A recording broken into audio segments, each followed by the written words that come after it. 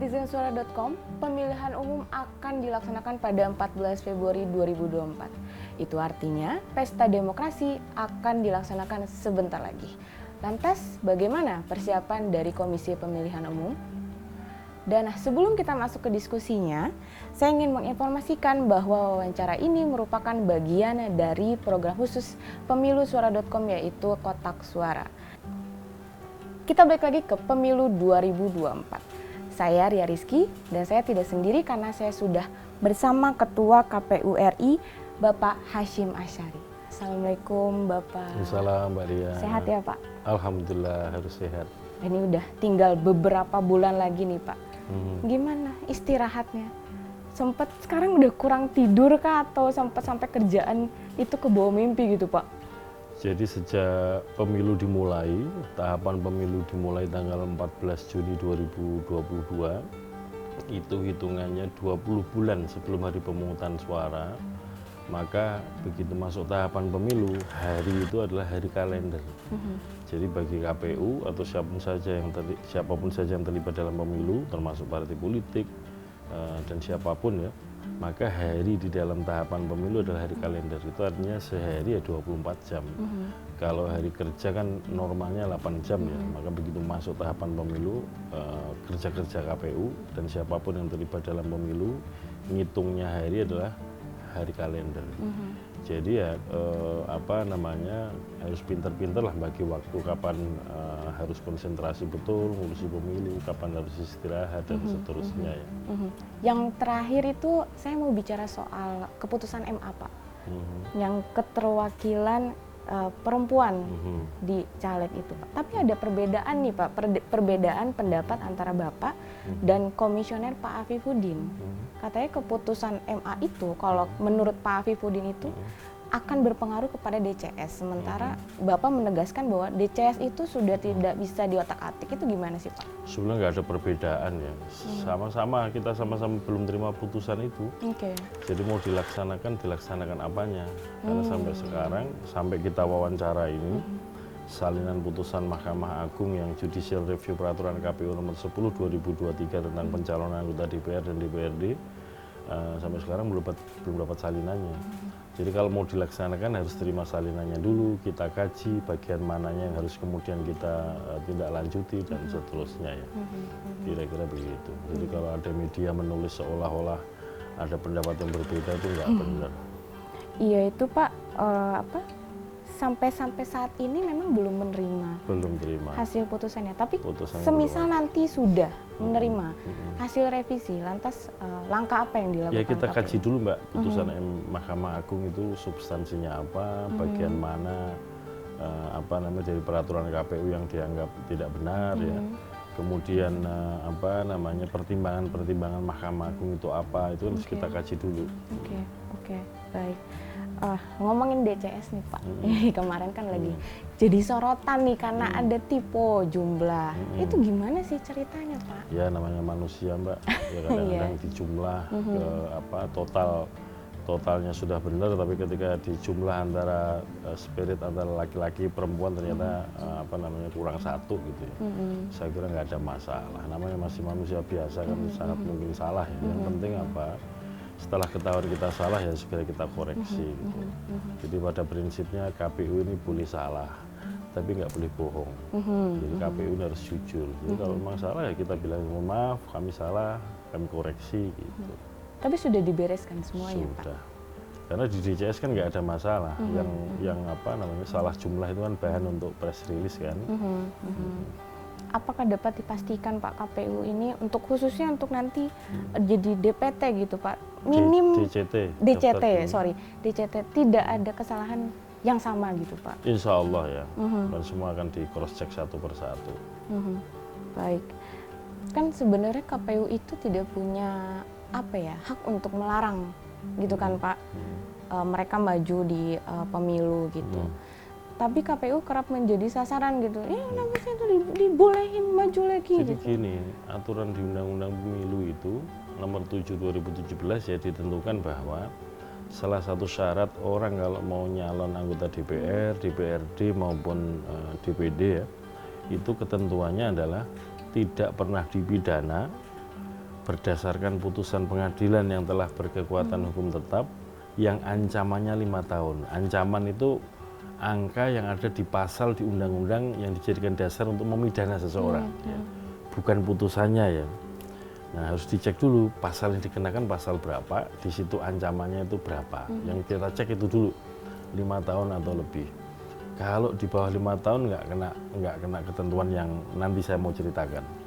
Jadi pada dasarnya sekali lagi ya, orang yang pernah kena pidana, ya, berdasarkan putusan pengadilan yang telah berkekuatan hukum tetap yang ancamannya 5 tahun atau lebih itu pada dasarnya nggak boleh nyalon, ya, baik anggota DPR, DPD, DPRD provinsi, kabupaten, kota, kemudian nyalon presiden, kemudian nyalon kepala daerah itu nggak boleh. Tapi kemudian ketentuan ini digugat di Mahkamah Konstitusi. Kemudian Mahkamah Konstitusi menyatakan bahwa orang yang pernah kena pidana boleh nyalon, tapi ada beberapa syarat. Yang pertama, dia harus mengakui bahwa dirinya pernah dipidana. Maka kemudian bentuknya adalah membuat surat pernyataan yang menyatakan dia pernah dipidana, diserahkan pada KPU. Yang kedua, dia mendeklarasikan atau mengumumkan kepada publik bahwa dirinya pernah dipidana, diumumkan di media massa, media cetak. Kemudian yang ketiga, harus sudah selesai menjalani pidananya, artinya mantan terpidana, bukan mantan narapidana. Nah, belakangan ada putusan Mahkamah Konstitusi yang berbeda, ya. Ini kan pernah digugat, MK memutuskan itu. Kemudian pernah digugat lagi di Mahkamah Konstitusi yang kemudian MK menyatakan orang yang masuk kategori tadi, ya, pernah dipidana, sudah selesai menjalani pidananya, itu boleh nyalon, tidak langsung begitu dia bebas langsung nyalon. Ada durasi 5 tahun, jeda setelah dia bebas murni atau setelah dinyatakan selesai menjalani pidana. Sebagai contoh misalkan begini, ini ada peristiwa di Pilkada Bovendigul 2020 kemarin. Awalnya putusan MK ini untuk kepala daerah, undang-undang kepala daerah di judicial review. Tapi kemudian undang-undang pemilu juga di judicial review. Jadi sebagai contoh misalkan Bovendigul itu ada orang pernah dipidana, dia dinyatakan bebas murni atau telah selesai menjalani pidananya itu seingat saya 15 Januari 2016, ya. Nah, kemudian MK membuat putusan bahwa orang yang pernah kena pidana itu harus ada durasi 5 tahun untuk dapat dicalonkan. Maka kalau hitung 5 tahun, maka jatuhnya kan 15 Januari 2021. Nah, yang bersangkutan tahapan pendaftaran calon kepala daerah 2020 kemarin itu tanggal 3 sampai 6 September 2020. Nah, kalau 5 tahunannya itu jatuhnya 15 Januari 2021, kalau pendaftaran di September kan belum genap 5 tahun. Pertanyaannya, orang ini memenuhi syarat ya? Enggak. Nah, cara menghitungnya seperti itu. Dan belakangan MK membuat putusan juga untuk syarat calon anggota DPR, DPRD provinsi, kabupaten, kota, jadi DPD itu juga syaratnya ada durasi 5 tahun setelah selesai menjalani pidana baru boleh dicalonkan. Kira-kira begitu. Jadi pada dasarnya berdasarkan putusan Mahkamah Konstitusi tersebut bahwa orang yang pernah kena pidana dapat mencalonkan diri tapi harus memenuhi beberapa persyaratan tadi. Yang pertama harus menyatakan dirinya pernah dipidana. Yang kedua dia mengumumkan pernyataannya itu ke media. Kemudian yang ketiga telah selesai menjalani pidana. Kemudian yang keempat adalah masa jedanya harus sudah 5 tahun terhitung dari dia bebas murni sampai pada masa pencalonan. Kira-kira begitu. Di situ kan ancamannya 5 tahun atau lebih. Tidak disebut pidananya pidana apa. Apakah hanya korupsi, pembunuhan atau apa yang kejahatan-kejahatan berat, ya. Nah, tidak ditentukan. Sehingga kemudian apapun kategorisasi kejahatannya, yang penting dilihat adalah ancamannya 5 tahun atau lebih atau tidak itu. Nah, kalau misalkan dia melakukan tindak pidana korupsi, hampir bisa dipastikan ancamannya 5 tahun atau lebih. Nah, syarat-syaratnya ketika dia dicalonkan sebagai anggota DPR misalkan atau mencalonkan diri sebagai DPD, itu ada tadi ya surat pernyataan, kemudian bukti bahwa dia pernah mengumumkan di media massa, kemudian salinan putusan pengadilan di mana yang bersangkutan pernah dipidana itu, kemudian surat keterangan dari pengadilan, surat keterangan dari kepolisian, macam-macam syaratnya. Termasuk untuk membuktikan bahwa yang bersangkutan sudah selesai atau belum dan selesainya kapan, itu ada surat keterangan dari lembaga yang mengelola pemasyarakatan gitu. Semuanya disubmit atau semuanya dimasukkan ke dalam silon, sistem informasi pencalonan. Problemnya adalah kalau ketemu orang tidak jujur, dia pernah dipidana, ancamannya 5 tahun atau lebih ya, tapi nggak pernah ngaku, nggak pernah mensubmit itu, kita kan nggak tahu. Emang ada, Pak?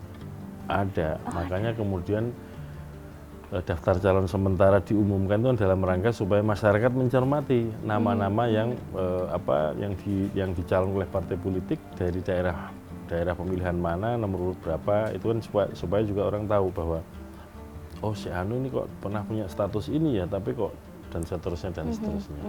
Maka kemudian di dalam dokumen yang dikelola oleh KPU yang disiapkan oleh masing-masing partai politik semuanya ada di situ. Bahkan untuk isian tentang status hukum yang bersangkutan itu juga ada. Gitu. Dari itu kita bergeser soal kampanye nih Pak. Kan ada perubahan juga nih. Sekarang boleh kampanye di lingkungan pendidikan. Tapi Bapak masih bingung nih sama yang lingkungan SMA. Bisa apa enggak? Kata siapa yang bingung? Saya nggak pernah ngomong saya bingung. Iya ada, di media ada. Saya nggak pernah ngomong bingung. Belum bisa diiyahkan atau tidak. Kalau TK, SD, SMP, Bapak Bapak bilang nggak boleh. Kalau tidak bisa diiyahkan kan bukan berarti saya bingung. Karena apa? Kan harus konsultasi juga dengan lembaga-lembaga yang mengurusi itu. Ada Kementerian Pendidikan, ada Kementerian Agama. Kita kan konsultasi dulu, gitu. Bukan KPU bingung. Karena untuk mengambil keputusan harus firm, harus pasti, harus yakin. Dan untuk meyakini itu harus dapat informasi yang banyak dari berbagai macam lembaga yang mengelola itu. Jadi pada dasarnya begini, di Undang-Undang Pemilu itu ada larangan kampanye ya. Ada ketentuan larangan kampanye yang diatur di pasal 280 ayat 1 huruf H. Yang pada intinya kampanye itu dilarang dilaksanakan di tempat pendidikan, tempat ya, bukan lembaga, tempat pendidikan, tempat ibadah, dan fasilitas pemerintah. Tapi di dalam penjelasannya itu menentukan bahwa kampanye di tempat pendidikan, tempat ibadah, dan fasilitas pemerintah dapat dilakukan ya, dapat dilaksanakan dengan izin penanggung jawab tempat itu. Ya. Dan dilarang menggunakan atribut kampanye. Kalau kita baca normanya ini larangan, kemudian kita baca penjelasannya kan terkesan membolehkan. Ini kan menjadi problem. Waktu itu kan pernah debat antara KPU dengan Bawaslu. Saya menyatakan boleh. Kenapa saya bilang boleh? Nyatanya di penjelasannya menyatakan boleh. Tapi dengan syarat-syarat tertentu. Dan penjelasan ini, penjelasan undang-undang adalah penjelasan resmi yang dibuat oleh pembentuk undang-undang. Nah kemudian MK berpandangan ketika ada orang menggugat, judicial review, uji undang-undang di sana, MK membuat putusan bahwa kalau tetap seperti ini kan kesannya menjadi berbeda. Masa penjelasan itu kan bukan norma, bisa seolah-olah membatalkan norma. Normanya kan clear, dilarang kampanye di tempat ibadah, tempat pendidikan, dan fasilitas pemerintah. Tapi begitu membaca penjelasan kesannya kan boleh. Maka kemudian MK dalam putusannya menyatakan penjelasan pasal 280 ayat 1 huruf H dinyatakan bertentangan dengan konstitusi dan dinyatakan batal dan tidak punya kekuatan hukum mengikat, gitu kan? Bayangannya KPU metode kampanye di lingkungan pendidikan tuh kayak gimana sih Pak? Dalam pandangan kami ya, pendidikan untuk menjadi pemilih itu kan harus sudah dewasa secara umur. Betul. 17 tahun atau lebih. Kemungkinannya itu kan siswa ada di usia itu ada kemungkinan dia di SMA dan di perguruan tinggi. Kami memandang mungkin yang lebih tepat adalah yang boleh atau dapat digunakan tempat kampanye adalah kampus-kampus perguruan tinggi aja. Karena apa? Fix ya bahwa siswa-siswanya atau mahasiswanya pasti di atas 17 tahun. Kemudian kalau di SMA kan masih ada yang kelas 1, kelas 2, belum tentu dia 17 tahun. Bisa menimbulkan problem di situ. Walaupun guru-gurunya mungkin sudah dewasa, sudah di atas 17 tahun, punya hak pilih dan seterusnya ya. Nah yang kedua, di kampus kan tradisinya tradisi diskusi ya. Betul. Maka kemudian yang boleh dikatakan tepat acara kampanye di kampus ya metodenya debat, atau metodenya pertemuan terbatas dengan dialogis gitu. Oke. Supaya kemudian orang yang kampanye kan bisa menyampaikan visi misi, kemudian audien bisa bertanya gitu. Tapi menurut Bapak bagus nggak sih Pak Apanya kampanye ketika di kampus? calonnya berhadapan dengan misalnya mahasiswa kan biasanya mereka lebih kritis gitu Pak. Bagus nggak sih Menurut Pak? saya bagus, karena kan mahasiswa, dosen atau sivitas akademika istilahnya itu di dalam kampus kan pemilih juga. Gitu. Dan pastilah siapapun yang menjadi pemimpin nasional kita, hasil pemilu pasti memikirkan soal pendidikan. Jadi isu-isu pendidikan atau isu apapun lah yang ada di kampus itu. Karena kan kampus mempelajari banyak hal ya. Ada yang mempelajari pertanian, kehutanan, kelautan, teknologi, pangan, hukum, sosial, humaniora, macam-macam kan. Jadi apapun bisa diperdebatkan di situ. Gitu. Tapi kalau saran saya misalkan karena harus izin dari penanggung jawab, maka topiknya topik yang relevan, misalkan debat soal kemandirian pangan misalkan ya.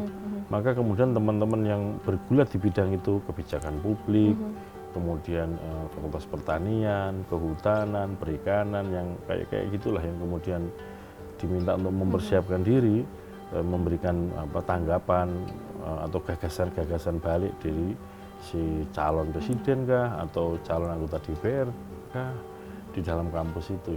Baik Pak, ini bergeser ke pemilu 2019 nih Pak. Kan ya ada duka lah pada saat penghitungan suara gitu, di mana banyak petugas yang meninggal dunia karena kelelahan gitu Pak. Bapak bisa memastikan nggak Pak pada pemilu 2024 ini tidak akan terulang lagi Pak? Yang namanya mati bisa kapan saja dan bisa dalam status apa aja Mbak. Pak. Jadi kalau soal orang matinya kapan saya nggak bisa mastiin. Yang tahu mutlak itu hanya Allah SWT, Tuhan yang Maha Kuasa ya.